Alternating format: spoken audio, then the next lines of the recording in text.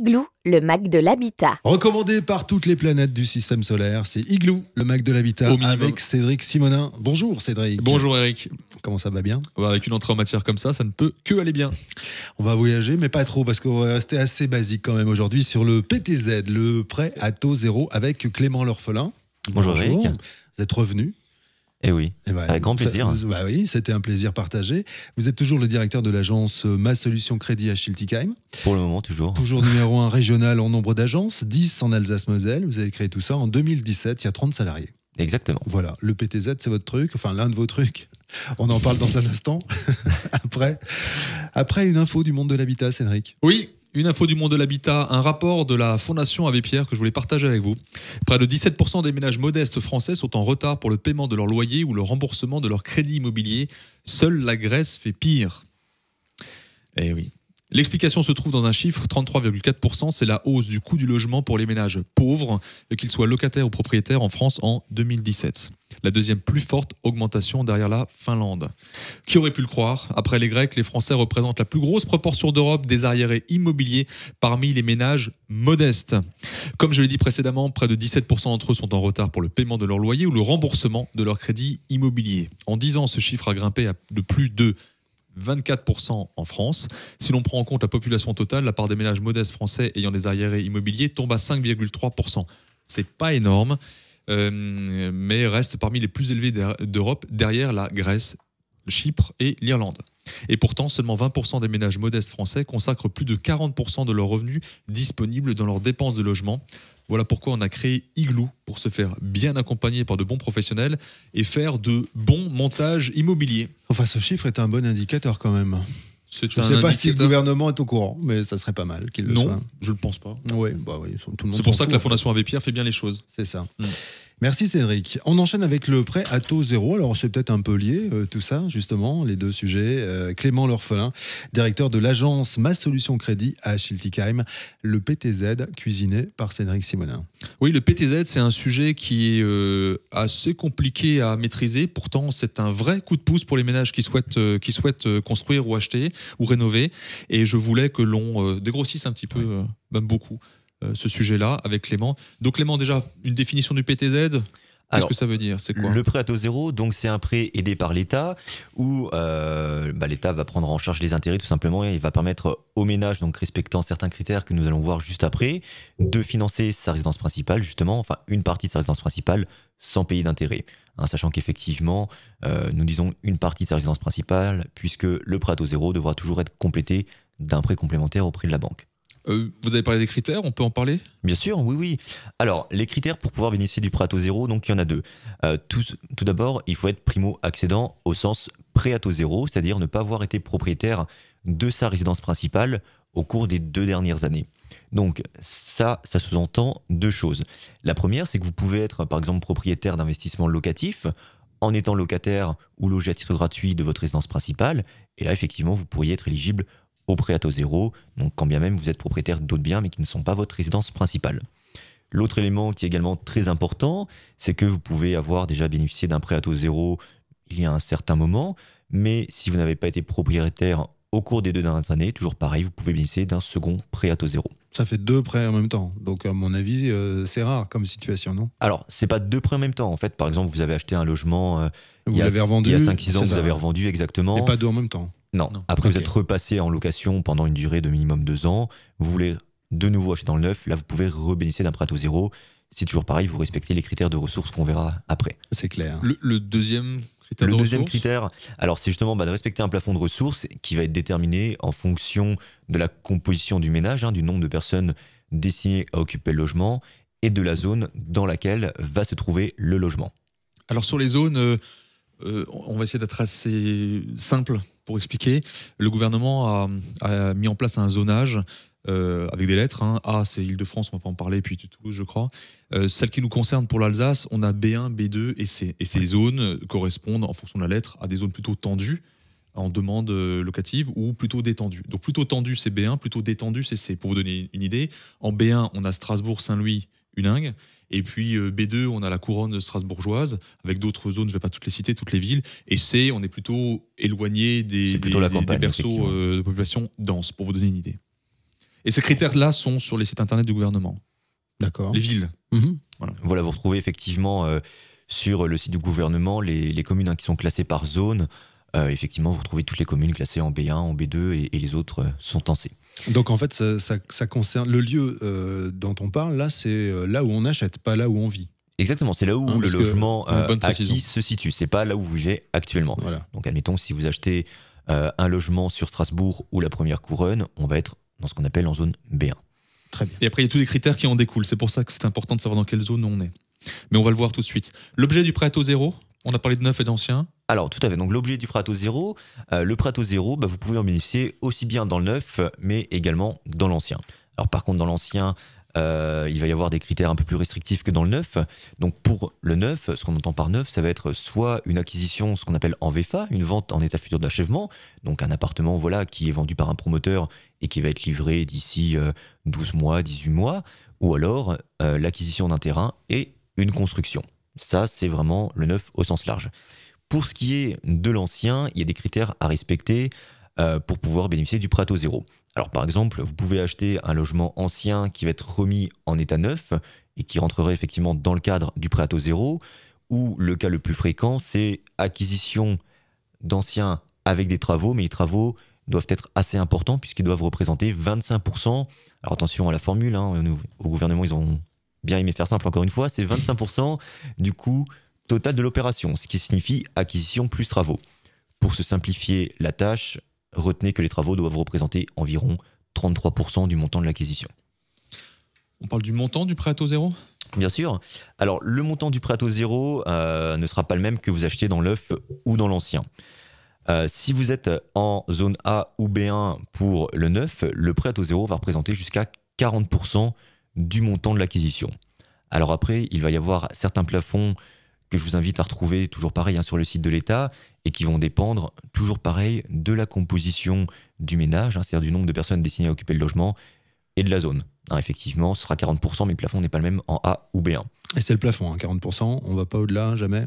On va pas au-delà. Non, c'est vraiment le maximum, ce qui est déjà effectivement une somme très importante quand vous pouvez emprunter, admettons, sur 200 000 euros jusqu'à 80 000 euros à taux zéro. Après, avec un plafond en fonction des zones, c'est vraiment un prix qui vous aide vraiment en termes de budget, ce qu'on verra après dans un exemple. Pour ce qui est de la zone B2 et C, là, vous avez le droit jusqu'à 20%, avec toujours, pareil, un plafond en fonction de la zone et du nombre de personnes qui occupent le logement. Pour ce qui est de l'ancien, là, dans tous les cas, vous avez le droit à 40% maximum du coût de l'opération. Alors on a donné le pourcentage, ça peut peut-être être un peu opaque pour nos auditeurs. Est-ce qu'on peut donner deux exemples de montants pour qu'on ait une idée du montant que l'on peut avoir si, je sais pas, si maintenant on a un cas d'une famille avec deux enfants qui Bien achètent sur sûr. Strasbourg, donc en zone B1, pour reprendre nos zones. Donc Ils auraient maximum droit- 20%. Non, 40. alors justement, en B1 et en zone A et B1, vous avez le droit jusqu'à 40% dans le neuf. Le mec qui a suivi. Non, il Bravo. n'a pas écouté du tout, Eric. C'est pas possible. Et Faut donc, prendre voilà. des notes, Eric. Hein. Et donc, on va prendre un cas fréquent. Effectivement, voilà, une famille, un couple qui achète avec deux enfants sur Strasbourg aura le droit jusqu'à 108 000 euros à taux zéro. C'est beaucoup ça. C'est énorme. 108 000 euros, c'est pas mal. 108 000 euros. Alors, et en économie, ça donne quoi concrètement? Alors, en économie, donc par exemple, si vous faites un prêt d'un montant de 350 000 euros, un appartement, voilà, pour c'est à peu près les normes, pour une famille avec deux enfants, 350 000 euros sur Strasbourg. Alors, si la famille n'est pas éligible au prêt à taux zéro et qu'elle emprunte donc ces 350 000 euros, on va prendre un taux d'intérêt de 1,6 sur 25 ans, ce qui se pratique couramment aujourd'hui. La mensualité hors assurance va être approximativement de 1 415 euros. Avec le prêt à taux zéro, si la famille est éligible, donc elle va bénéficier de 108 000 euros parmi les 350 000 empruntés, et là sa mensualité va passer à 1 288, ce qui fait que la famille a un pouvoir d'achat qui va être plus intéressant, de 127 euros par mois grâce au prêt à taux zéro. Voilà, ça fait pratiquement 1 500 euros par an et c'est pas négligeable. Non, c'est pas négligeable. Pas du tout. Sur X années en plus. Ouais. Ok, on parle de la durée maintenant, parce qu'on a parlé d'années justement. Oui, bien sûr. Alors la durée du prêt à taux zéro, encore une fois, c'est toujours les mêmes critères, va dépendre vraiment de vos revenus, de la composition du ménage et de la zone dans laquelle vous allez acheter votre logement. Donc il y a 3 durées pour le prêt à taux zéro, il va être soit sur 20 ans, 22 ans ou 25 ans. Sachant qu'il y a 2 phases pour le remboursement du prêt à taux zéro, il va y avoir une phase de différé pendant laquelle vous ne remboursez rien, différé qui va être sur 5, 10 ou 15 ans. Et ensuite, une seconde phase où vous allez là commencer à rembourser le prêt à taux zéro, qui va varier cette fois-ci entre 10 et 15 ans. Maintenant, quelles sont les contraintes qui sont liées au PTZ? Alors, les contraintes liées au prêt à taux zéro, alors la première contrainte, c'est que vous ne pouvez pas louer votre bien avant une durée de 6 ans. C'est-à-dire que pour pouvoir louer votre bien, quand vous l'avez acheté avec un prêt à taux zéro, il faut l'avoir conservé à minima pendant une période de 6 ans à titre de résidence principale. Sauf certaines exceptions, hein, que effectivement je vous invite aussi à retrouver sur le site de l'État ou en venant nous voir à l'agence. Et la seconde contrainte principale, c'est que quand, c'est le cas le plus fréquent, vous achetez un logement ancien avec des gros travaux, il faut toujours que votre logement, vous l'habitiez à titre de résidence principale au plus tard 1 an avant la fin des travaux ou après son acquisition. Une précision, hein, je ne sais pas si ça a été dit, mais le prêt à taux zéro est considéré comme apport personnel, hein, je ne dis pas de bêtises. Ça peut être effectivement considéré comme un apport auprès de certaines banques. Et effectivement, comme on l'a vu dans notre exemple précédent, au-delà de ça, ça nous permet d'avoir clairement des projets qui deviennent finançables grâce au prêt à taux zéro, puisque quand vous avez une économie de 127 €, comme on l'a vu avant, clairement en termes d'endettement, ça va beaucoup nous aider sur certains dossiers. Il y a un truc qui m'interpelle quand même. Vous parliez d'un exemple de 350 000 €. Donc une famille qui peut emprunter 350 000 €, Oui. elle est éligible au prêt à taux zéro? Exactement, puisqu'en fait, ce qu'on va prendre pour l'éligibilité au prêt à taux zéro, donc c'est déjà la notion de primo-accession. Donc sur ça, effectivement, ils peuvent tout à fait l'être. Et il y a une notion de revenu. Pour les revenus, on va comparer 2 éléments. On va prendre le plus élevé des 2 montants entre le revenu fiscal de référence sur les revenus N-2 ou le coût de l'opération divisé par 9. Et effectivement, pour l'exemple qu'on a pris, des revenus on va dire de 4 000, 4 500 € pour le couple, permettent effectivement d'avoir ce genre d'appartement à 350 000 €. Donc on peut profiter d'un prêt à taux zéro quand on gagne 4 500 € à deux. Ça Tout dépend. Et qu'on a 2 enfants. Et qu'on a 2 enfants. Et tout dépend de la structure zone où vous achetez. En familiale, fait, Oui. c'est vraiment des tableaux qui sont compliqués à expliquer comme ça à l'oral, puisqu'il y a plusieurs éléments à prendre en considération. Et ça dépend toujours effectivement de la zone où vous achetez et effectivement de la composition du ménage. Parce que par exemple, on va prendre un contre-exemple, un célibataire qui gagne 4 500 € qui achète seul en zone C, là évidemment il n'aura pas le droit au prêt à taux zéro. Mais après ça dépend vraiment de l'ensemble de ces critères. Là vous avez raison, où ça vous interpelle, c'est qu'en fait le prêt à taux zéro, c'est pour ça que je l'ai déjà décrié dans une des infos que j'ai pu avoir ou des actus que j'ai pu avoir dans Igloo, c'est que le gouvernement qui l'a raboté, et on va voir après certaines échéances du prêt à taux zéro qui s'arrêtent fin d'année, pour les zones, je vous laisserai le décrypter. Mais le gouvernement considérait que c'était un effet d'aubaine, alors que le prêt à taux zéro, ça s'adresse quand même en priorité, déjà obligatoirement aux primo-accédants, 2, ça va plutôt vers les jeunes, et 3, des jeunes qui ont des familles. Donc cet effet d'aubaine, je le combats quand même pas mal, et ça prive un certain nombre de ménages de pouvoir accéder à la propriété dans des conditions qui sont plutôt optimales. Ok. Juste sur les délais, parce que on a notre cher gouvernement qui est un peu taillé dans la fiscalité. Si on peut donner dans le neuf les dates butoirs que l'on a sur la zone B2 et C. Alors pour les zones B2 et C, le prêt à taux zéro n'a été prorogé que jusqu'à la fin de cette année, donc il s'arrête pour le moment à la fin de cette année pour les zones effectivement B2 et C. Eh bien, on a un peu plus de délai. Je rappelle juste aux gens qui nous écoutent, aux auditeurs qui nous écoutent, c'est que monter un prêt à taux zéro, ça se fait pas en un claquement de doigts. Donc, il faut pas venir au mois de novembre 2019 pour dire j'ai le droit, je voudrais un prêt à taux zéro avant le 31/12/2019. Mais il faut s'y prendre à l'avance. Quand on met son crédit en place, on commence par le prêt à taux zéro. Ça se fait en même temps. Ça se fait en même temps, Ça, mais c'est une opération conjointe. Exactement. Mais faut pas. Là, B2 et C, ça veut dire qu'il faut trouver un bien au dernier délai cet été et commencer à monter son financement en septembre. Je dis pas de bêtises. Vous n'êtes pas de bêtises, absolument pas, puisqu'effectivement, au niveau des banques, de manière courante, en fait, pour pouvoir maintenir le prêt à taux zéro dans les conditions de cette année, il faut que l'offre de prêt soit éditée avant le 31 décembre.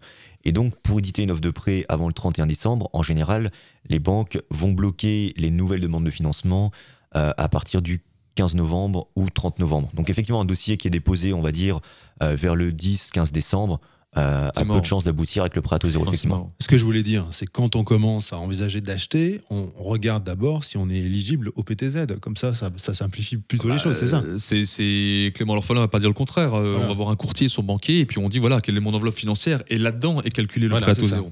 Exactement, voilà, quand moi un client vient me voir, c'est souvent effectivement, en fait, on va faire en 2 temps. Le premier rendez-vous va servir justement à valider sa capacité d'emprunt en lui calculant son budget en fonction d'effectivement est-ce qu'il est éligible au prêt à taux zéro ou non. Comme ça, lui, dans ses recherches, il peut vraiment cibler le type de bien qui rentre dans son budget. Et une fois qu'il a trouvé le bien, il vient me revoir pour à ce moment-là qu'on monte son dossier de financement. J'ai une autre question. J'ai plein de questions aujourd'hui.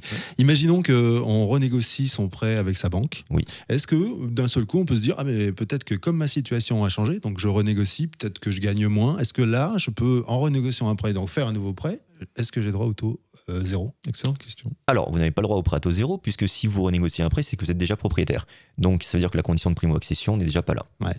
Dommage. Par contre, ce qui est... malin Non, quand même. mais c'est une Bah question oui, bien intéressante sûr, parce bien qu'on sûr. peut se la poser. Ce qui est très intéressant et ce sur quoi on peut rebondir par rapport à ça, c'est par exemple vous renégociez votre prêt alors que vous avez déjà un prêt à taux zéro. Ce qu'il faut savoir, c'est que quand vous renégociez votre prêt alors qu'il y a un prêt à taux zéro et un prêt complémentaire, vous n'êtes pas obligé de reprendre les 2 prêts et de faire un nouveau prêt avec un taux d'intérêt. Vous pouvez laisser le prêt à taux zéro tel quel et simplement reprendre le prêt principal et Ok. renégocier uniquement celui-ci. Très bien. Est-ce qu'on a fait le tour? Oui, après, il faut Oui. quand même voir un spécialiste parce que Bien sûr. en 10 minutes, on ne fait pas le Un tour. spécialiste, c'est Un important. spécialiste. Il faut aller voir un spécialiste. Ah, j'en j'ai craché connais un. partout en plus, c'est horrible. C'est Clément l'orphelin chez Ma Solution Crédit à Schiltigheim qui vous renseignera très très très bien. On peut le résumer alors ce PTZ en 30 secondes? Alors pour résumer le prêt à taux zéro en 30 secondes, alors tout simplement, voilà, effectivement, comme l'a dit Cédric, je vous invite vraiment à en bénéficier encore cette année, puisque pour les zones B2 et C qui sont les plus courantes, ils se terminent à la fin de cette année et ça vous fait économiser en termes de pouvoir d'achat un montant assez important qui est évidemment calculé au cas par cas, tellement il est complexe, puisque ça dépend de 3 critères principaux, vos revenus, la zone et le nombre de personnes qui occupent le logement. Donc je vous invite vraiment effectivement à venir me voir, à venir me rencontrer en agence pour étudier tout ça ensemble. Clément l'orphelin, vous avez été parfait, merci beaucoup.